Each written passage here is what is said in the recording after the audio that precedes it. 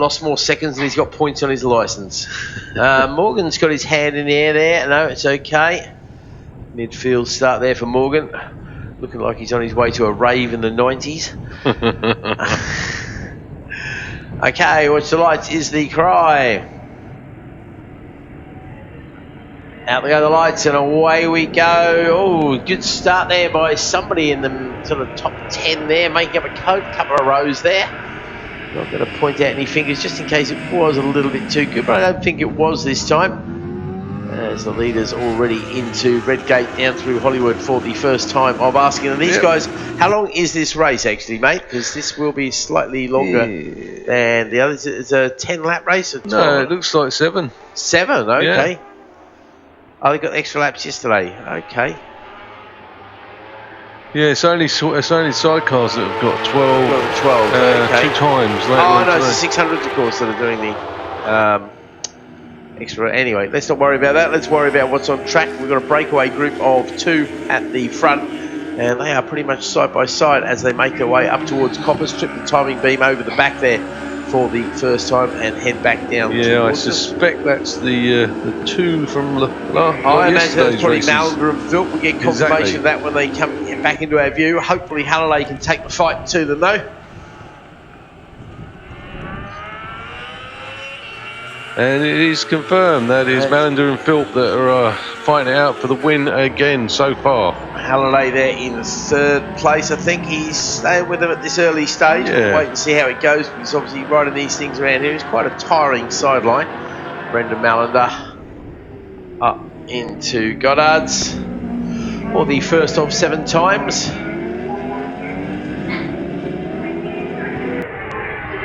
Tommy Philp going with him. Scott Halliday up next. Then what have we got next? It's Michael Austin and Scott Stone. Raphael Kirst leading Clubman there today. Ramon Hunt and Tyler Donovan's made a good start there as well on the Ultra Machine to be running at this stage 8th place in class.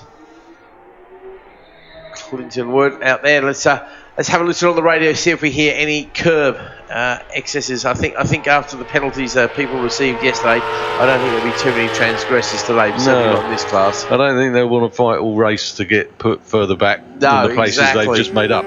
Very, very frustrating indeed, especially when it does, as it did yesterday for Tommy, cost you a place. Yeah, well, Clinton Wood is running in 10th at the moment, which is around about where he would have finished last time, but obviously got demoted down to 12th because of the times that he lost. Yeah. Handed back to the stewards. Exactly. I don't know how much you're gaining going over the curbs there, but it's going to be fractions of a second rather than... Yeah, certainly not going to be 3 seconds. No, absolutely not. Got a little breakaway 3 now at the front with Malander, Philp, and is that Halliday, did you say? Yeah, I think Scott Halliday's there in 3rd yeah. place at the moment. We'll go down into Heineken Hoop. And Malander's not getting away with this one either. Philp has literally closed up well. in the last 2 corners. He's closed up at least a bike length. Yep. Came across the line. And probably another bike length actually into the last corner, so he's almost on him now. Philp, the fastest man on the track, he's actually and halved he's the got gap. up the inside as well. He's okay. into Redgate, but I'm not. Is he going to hold it through Hollywood? Yeah, I think so. Not sure. Couldn't tell through the trees there. Where they were side by side through the trees, so we're not sure who got the run down through Hollywood into the entrance to Craner Curves. Unfortunately, the HD cameras here are. It's non-HD, isn't it? Yeah, what we got here? it's. It's very much an LD camera, but nonetheless, we'll need to worry about them when they get back to us, as the leaders are up to McLean's once again, starting to pull away just a little bit there from the 3rd place man Halliday. Scott last time he's in the 34s, the same as the leader, but unfortunately for them it was 33s this time for Philp. We know they were doing 32s yesterday, so there's definitely a little bit more time to be found. Yeah, I think he made most of that up at that time into Melbourne Loop and out. Up certainly into, seemed to close down, didn't he? Up into the last turn. Okay, it's changed there. Malander's found his way back past. Yep. So Brendan definitely not giving up on this one. Which and is again, bringing Halliday's hanging in Halliday there, back into the picture. Absolutely. think it's the 4th place man that's losing out here. Yes. Stone, you know, he's just Scott not Stone, quite he's just able to off, run that pace that the front 3 are doing. Again, Tommy very strong. He likes coming out of Goddard's very strongly onto the straight here, doesn't he? He's in good that there. section, I think he's really good into the hairpin, Oh, and then the last jump. one. That's not going to work. That was tight. He was definitely anchoring up very hard indeed there. Yeah, Raphael Kurz continues to lead the clubmans there. Tommy Jones in second. Clinton Wood still leading the ultras. Seb Jenkins, third of the clubmans at the moment, so good result for Seb. Second in the ultras is Donovan, who's, let's have a look, he's probably about 5-6 seconds behind Clinton Wood at the moment. Okay, a little bit of time to find there, but he's got a good little gap before he needs to worry about the third place man in his class, and that's Dan Mercer, I think. Showing us a retro and an ultra there as well. Then we've got Matt Wren, the man from TBR Performance, just off the podium there. So Malander with the fastest lap of the race now. He's into the 33.7s, and he's also gone fastest in sector 1 there as well. So he's definitely trying to extend that lead. He did not like the attention of Tommy Philp then. He's trying to make his break. I think Tommy Philp's still trying to hang in there though. Yeah, he's pretty much equidistant over the line last time. The top 3 were separated by 0.880. Let's see what it is this time as they're going purple and green. So we're getting personal bests as they encourage each other to go that little bit quicker. And again, Tommy very strong coming off of the last corner there. And this time they're separated by... And he's going for the overtake again up the inside of Red Gate. But again, he's had his nose wiped. Yeah, look at that. Purple for Tommy in sector 2. Purple for Brendan in sector 1. Halliday hangs on to them with a pair of greens as well. It's all chopping and changing there. As far as positions goes, one change on that lap there as Tommy Jones goes past on Ramon Hunt. That's for 7th place overall. No other changes around the circuit so far this time, but look, they come across the line there, and that's Morgan Creasy dropping off the board there. Now, is that a transponder issue, or have we actually lost Morgan? No, we should look at the track because he's easy enough to spot. I think we might have lost. Got a bit of chatter on the radio there. That might be related to Morgan as he tumbles down the order. No, he's come across the line, or has he come across the line into the pits? Because we're obviously here when you come into the pit, you do set the timing beam off, of course, don't you? Brendan Malander with a purple in sector 1 once again. And again, we see greens from Philp and Halliday behind him, so they are hanging on to his coattails. Oh, Philp very close indeed, under brakes into the Heineken hoop. And we're going to have back markers to entertain us as well there, I think, Rick. See the first of the back markers at Goddard's now as the leaders power their way up the hill there. No, they're here, mate. They're here. Just gone over the line. Oh, that's not bad. So I'm watching the battle there. And the fastest lap by Malander on that lap. He's pushing on. And that's a similar gap, though.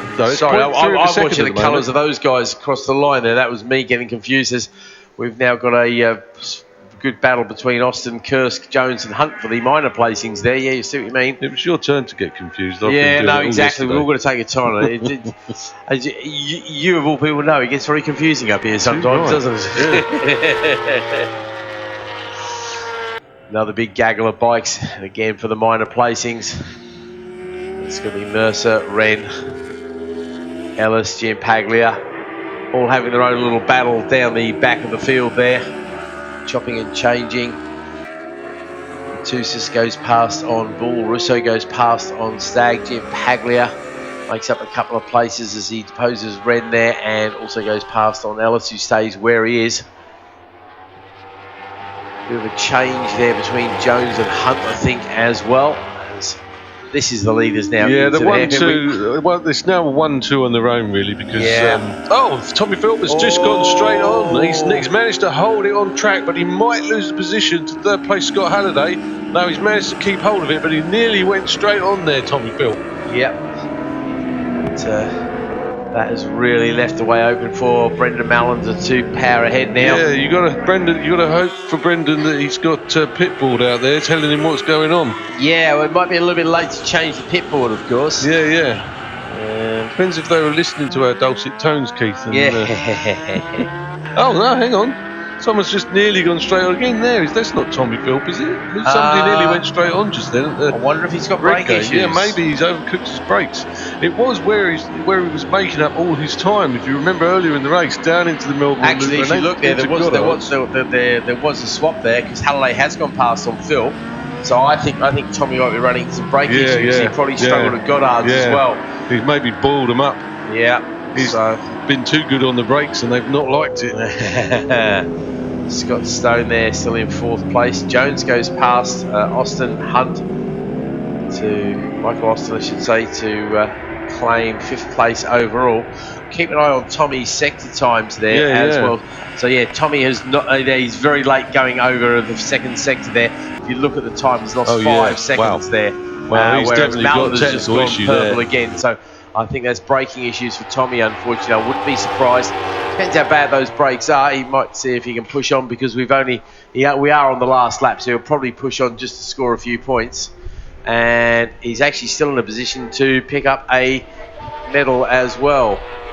Yeah, he's very tentative into the braking zone, so I think we've got that spot on. Yeah, I think so. And like you say, he's going to nurse this all the way to the end. Yeah. So victory then for Brendan Mallender. Well done, Brendan. Excellent race from you there. And Scott Halliday will be happy to hang on for that 2nd place. Picks up some good, solid points there. Tommy Philp rolls across the line there. And it does come home in 4th place. Unfortunately, lost out in the end there to Scott Stone. 13 seconds slower his last lap. Yep. Tommy Jones. He finishes in 5th place overall, which is impressive. And top club, and of course, top retro machine goes to Michael Austin there. Then Ramon Hunt behind him. He'll be delighted just to finish a race after his troubles at Alton Park. Raphael Kursk is the first of the Clubbins. Then it's Carl Thompson. Clinton Wood does finish in the top of the retros and I think the ultras as well. I know he'll be 2nd of the retros, but leading in the ultras. This is where it gets confusing. Yeah. Tyler Donovan picks up some solid points in the ultras as well. Then it's Mark Betts, Justin Rose, Seb Jenkins, Siggy Cerniauskas, Giampaglia, Mercer, Wren, Bull, Matusas, and Russo, who leads the extreme battle over the line ahead of Ellis, Stagg, Morgan, Hinnels, Clink Scales, Sean Wallace there over the line now to claim a position in the extreme as well. Right, I'm going to run downstairs, so I really want to have a word with the clerk of the course before I forget the situation there, and I'll let you control everything. You can be in charge. Okay, I'm going to hand over the badge to you. Did you tell anyone you were going to do that? Well, hand over the badge to you. I just did. I just announced it to the world.